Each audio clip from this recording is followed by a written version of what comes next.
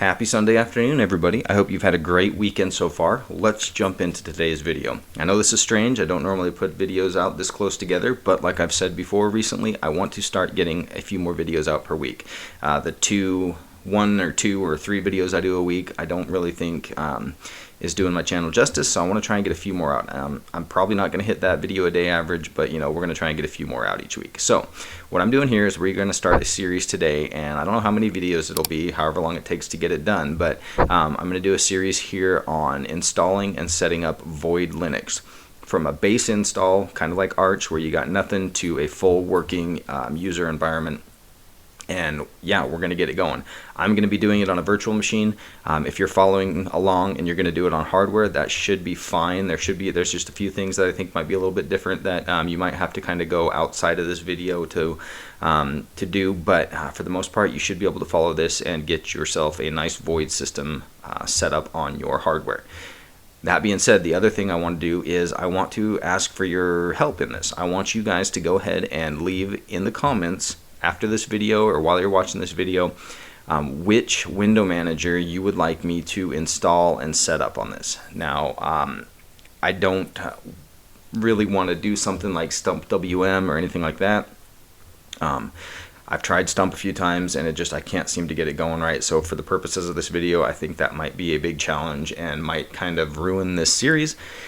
So if you could please maybe pick something that's a little more mainstream. What I'll do is I'll just kind of look through the comments afterwards and I will pick the one with the most votes. And if there's a tie, I guess I'll just randomly pick one. But that's kind of what I want from you guys is I'm going to get this Void Linux distribution set up, but if you could give me an idea of what window manager you would like to see set up on it, that would be great. So that being said, let's just go ahead and jump into it. Like I said, I'm going to be doing this on a virtual machine, so I need to launch my virtual machine script by pressing Mod Shift V. And you can see I've cleaned out most of my virtual machines. I have one, Tramjaro, which that will be coming up in a future video, but we're not going to mess with that right now. So what I need to do is I need to click on Add so we can add a virtual machine. Let's go ahead and zoom in a little bit. And which distro are we doing? We are doing Void. So we're going to type Void, how many CPUs? I'm just going to go with 4. We're going to go with some memory there. The name of the ISO is Void XFCE, I believe. Let's clear the screen and zoom in here. And we're going to CD into desktop, ISO, and then do an LS. And yes, Void XFCE.ISO. So if we do Void XFCE.ISO and hit enter, disk size, let's do 35 gig. And type of OS, I think I'm not supposed to have that G in there. So actually, you know what, let's just go ahead and cancel that and start again. Sorry about that. Let's do add. Let's zoom in. And we are doing Void. And we're going to do 4. And we're going to do 4098. Name of ISO, Void XFCE.ISO. Disk size, we're going to do 35. Type of OS, we are doing Linux 2020. And do I want to boot in BIOS or UEFI? Now, for the most part, virtual machines and virtual machine managers are booted in BIOS. You can use UEFI. You have to have a couple things installed, but it's pretty much the same. There's just in Void, there's a little bit of difference in the partitioning when you do UEFI over BIOS. So we are going to be doing a UEFI install. So when I get to the point of partitioning the drive, I'll kind of briefly talk about what the difference between doing BIOS and UEFI is, but this tutorial or this walkthrough is going to be installing UEFI. So let's go ahead and do UEFI and hit enter. Now it's going to go ahead and install that for us, and we are booting up into our Linux, our Void Linux ISO. So it'll take a second here to get this up and going, and as soon as it gets going, we can start the install process. Sorry, I've got a bit of a dry throat, so if you hear me taking a drink of something, I apologize. We are now booting into Void. Now when this boots up, you will see the XFCE desktop, which is why the ISO is Void XFCE, but we're not going to be installing XFCE. So I'll show you as we get going here how it actually works. So it's taking a second, sorry, bear with me. Okay, there we go. We have XFCE. Now you're going to notice that Void Linux does not have the Calamares installer. It doesn't have a button anywhere that says install Void Linux. If you click on applications and try to type something, you get nothing. So there's really, you have to actually go to the Void Linux website to find this. But what you got to do is you got to open up a terminal and you type sudo void installer and hit enter. And like I said, it doesn't use Calamares or anything like that. You have kind of this ncurses installer that actually installs this way, and it is super simple. I know I've had several people say that they've run into issues with doing this. I honestly don't know what the issues were, but I haven't had any problems installing from this installer. So what we're going to do is it says, welcome to the Void Linux installation, a simple and minimal Linux distribution made from scratch and built from the source package tree. Go ahead and hit enter. We're going to enter our keyboard, so we need English, so I'm going to do EN. Our network, this is automatically set up because it's going to be bridged through my virtual machine. You might have to do some setup if you're not connected via Ethernet. I would highly recommend that you actually be connected to Ethernet while you are doing this install if you can. If you can't, there's going to be a few steps you're going to have to take that are going to be outside the scope of this video, but to get your network set up. But just go ahead and research that and make sure you have that figured out before you continue on. But network is working properly, so we're going to hit enter. We are now going to go to the source, and we can do local packages from ISO. But the problem with that is if I do that, we're going to be getting the XFCE desktop and everything that's included in that ISO. I don't want that. I want the base install right here. So we're going to do network, base system only. So we're going to hit enter on that. Now we're going to give a host name. It's going to be void VM. We're going to set locale. So it's scanning for locales, and we are English US. So we're right there. So we hit English US. We're going to do time zone. I am in America. You go ahead and pick yours. I am not in Chicago, but that's the closest to where I'm at. So we're going to go ahead and pick that. We're now going to set a super secret root password. We're going to copy that root password again. Now we're going to set up a user account. The user account is going to be my name, and then my login user is Jake. Now we're going to give a super secret password for me. Now the one thing I have noticed on these base installs, it doesn't happen on the install when you use XFCE, but even when you pick a password for your username, once you get booted in, you have to boot in under or log in under root, and then you have to change your user's password again. I don't know why it doesn't store it from here. I just have come across that several times, so I'm sure I'm going to have to do it again. But we'll go across that when we get there. So now what we need to do is we need to pick the groups we want to be members of. Now you can leave this as is if you want, but you can also go down through and select all the different groups you want to be members of. So I'm going to pick root. We are already, I know we don't need all this, but I know we're already part of wheel. Do daemon. We will do audio, video, admin, CD-ROM, optical, mail, don't need that, storage, no, scanner. I will do network, KVM, input. Again, this isn't really something you need to do. You could leave it as is. I'm just going through to show you that you can do all this, and you can select all these different things that you want, and you'd be good to go. So we're going to hit OK. Now we're going to go to the bootloader. It's going to ask, use up and down keys to navigate to menus. Which disk do you want to install the bootloader on? Make sure you pick the correct disk. I'm in a virtual machine, so I just have the one dev/BDA. So we're going to pick that. Do we want to use a graphical terminal for the bootloader? Yes, we do. Now we're on to partitioning. Now if we click on that, we want to make sure we select the correct disk to partition. I've only got one. Make sure you select the correct disk. I'm going to hit enter.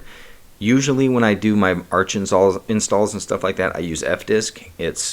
I like fdisk, it's really simple, but cfdisk is even easier. So for the purposes of this video, we're going to use cfdisk to partition our drive.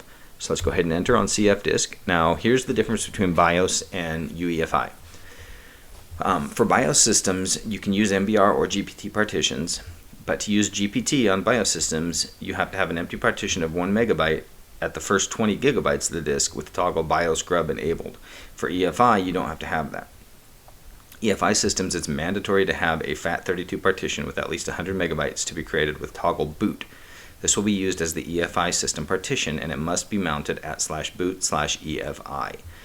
So when you're doing BIOS, you don't have to have a separate boot partition. When you're doing EFI, you have to. On BIOS, if you don't have a separate boot partition, you have to make sure that you flag the main partition as bootable. UEFI, you don't have to do all this, so here's what we're going to do. We're going to hit enter. We're going to give it a GPT partition table, and we are going to add a partition now. So we're just, you can see down on the bottom there, we're going to go over to new, hit enter. I want it to be 1 gig, which I know is way much for a boot partition, but that's what we're doing, so don't judge me. We're going to select type, and we're going to go all the way up to the top here to EFI system. Now we are going to go down to free space. We're going to click new again. We're going to say 14. We're going to hit enter. We're going to say type. It's going to just be Linux file system.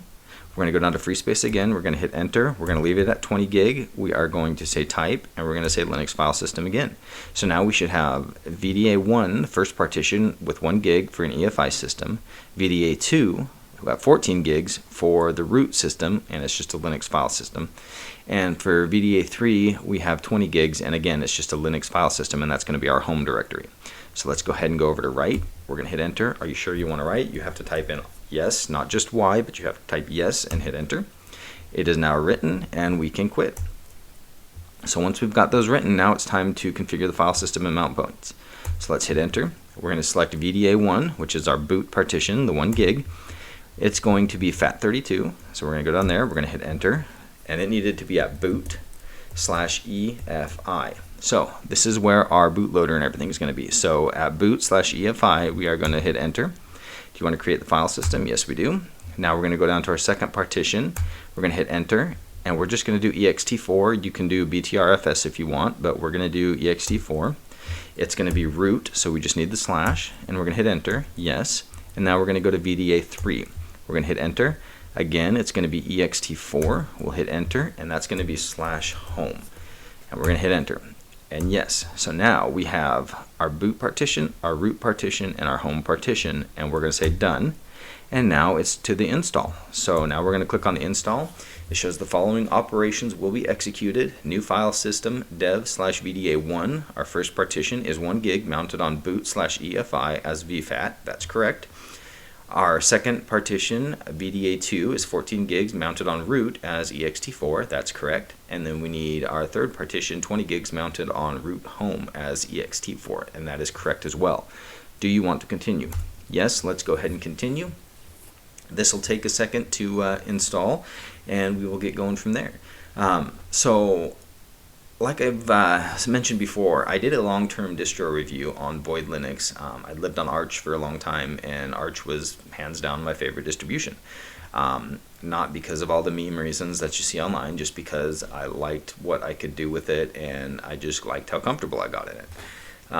And so I was really happy in Arch, but I decided, I need to start checking things out. So I checked out Void, and it was something I didn't see a whole lot of coverage on.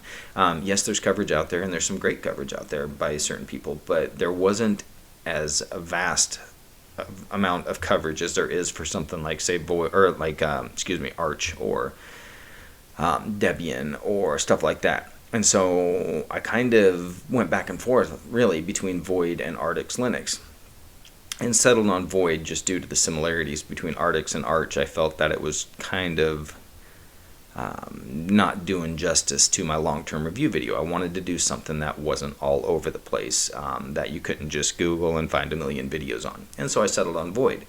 And just in that long-term distro review, I fell in love with Void Linux, and I have no thoughts of quitting Void Linux, of switching to a different distro. I will be probably living on Void as long as I possibly can, until they get rid of it, and I might even try to fight to find a way to keep it around even after they get rid of it, if that ever happens.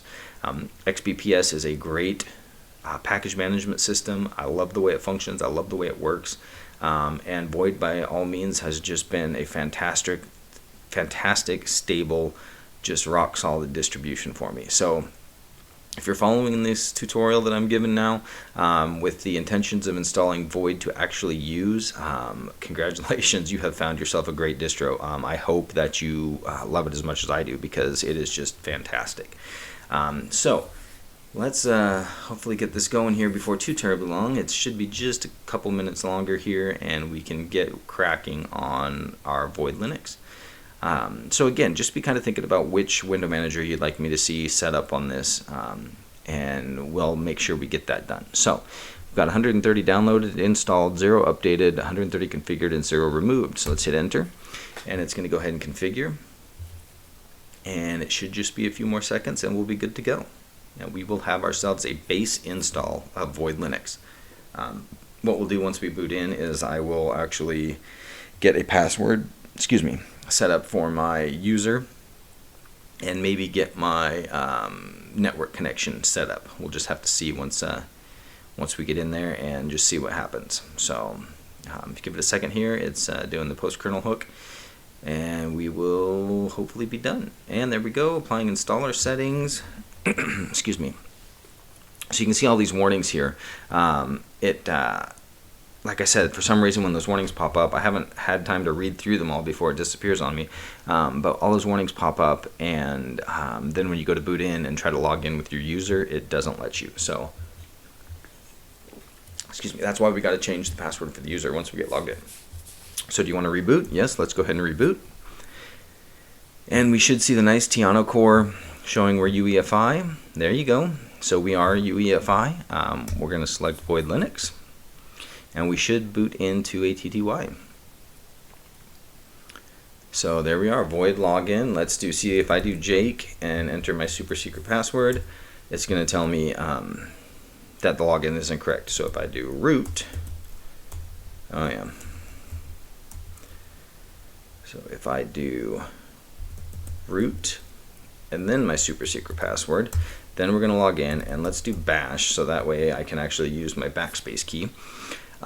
So now we are logged in. We're logged in as root, and what we're going to do here is we are going to say password Jake.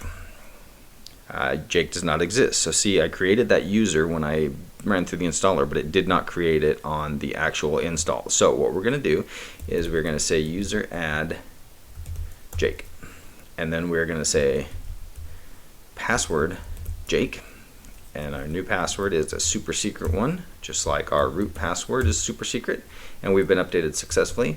Now I can exit, and if I exit again and I log in, I can do Jake, and there we go. So now I'm logged in as Jake. Let's do bash, but now I'm going to do su to log myself in as super user and do bash, and now we're going to set up a little bit, and because if I try to ping, you can see that I've got no network. The network is unreachable. And so what you got to do is you got to set up your network. Well, if you are using Wi-Fi, you're going to have to use WPA supplicant to set up your network. But I'm on a virtual machine, so all I got to do is set up the communication on my bridge and everything, and get DHCP8, whatever it is. I can't think right now. But so we are logged in root at VM, and so let's CD into etc/sv and hit enter, and let's do an ls, and you can see I have at the very end, you can see WPA supplicant. You're going to want to enable that. I'll show you how to do that in just a second. And I'm going to enable DHCPCD and DHCPCD-ETHO. And that's going to get me set up to work with Ethernet. You, on the other hand, once you get WPA supplicant up and running, you'll have to do a few more steps to get your wireless set up and running. I believe running WPA_CLI, and then getting in there and running scan, checking for your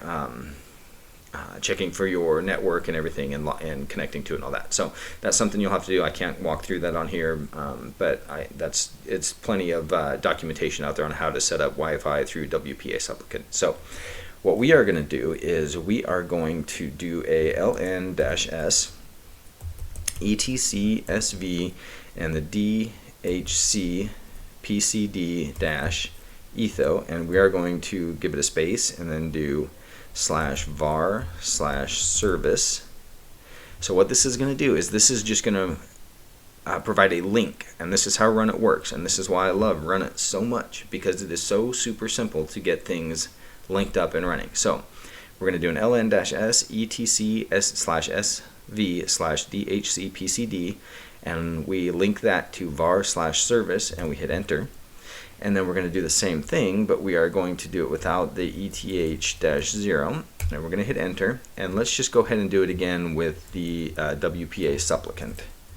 So let's do supplicant and hit enter. Now all those, if I do a SV status, let's say DHCPCD, and hit enter, you can see it's running. It says run DHCPCD. And now let's exit, and let's exit. So now I'm not in bash anymore, so I don't have, and let's exit.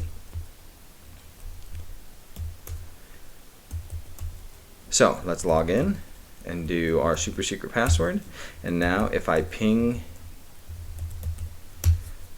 we now have connection to our network. Now what happens, what's funny is if I hit enter or if I hit Control C, it's going to show me I have 0 transmitted, 0 received. But if I do a sudo xbps-install-su and hit enter, and we enter our super secret password.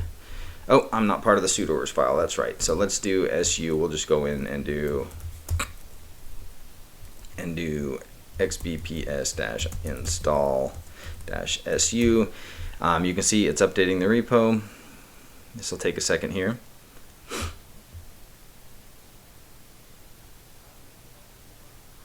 Oh, did it already do it? Let's see here. Let's do xbps-install-su.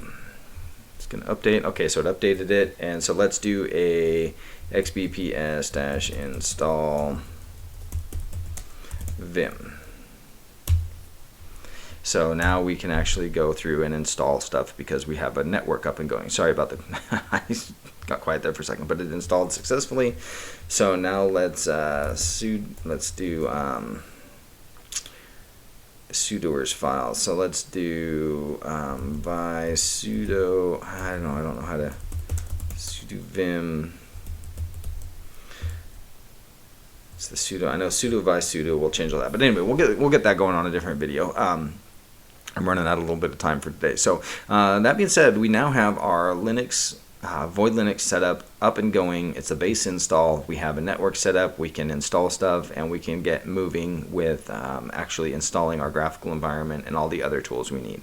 So I hope this video is a good start for you. I hope you were able to follow along and get your Void Linux all installed and connected, and you're able to boot in and everything. And so yeah, we'll continue on with this video. Probably tomorrow I will do another installment of this, and we will get a few other things set up. But if you would be so kind, in the comments below, just go ahead and leave me which window manager you would like to see me set up. And if you have any other suggestions for setting up other things, go ahead and leave those in there too, and we'll see what we can do.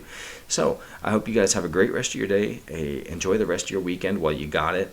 Back to work tomorrow, I know, but hey, you know, we gotta earn a living, right? So I hope you guys have a great rest of your day. Stay safe. God bless.